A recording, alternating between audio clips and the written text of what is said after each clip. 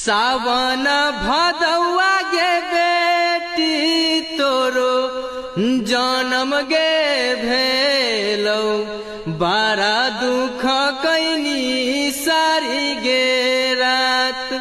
बारा दुख कैनी सारी गे रात सासू मोरा सुनलन गे बेटी पोती जन्म गे भेलै ठोकी लेलन बाजार गे केवार ठोकी लेलन बाजार गे केवार ननद मोरा सुनलन गे बेटी भतीजी जन्म गे भेलैन घरे घरे दिया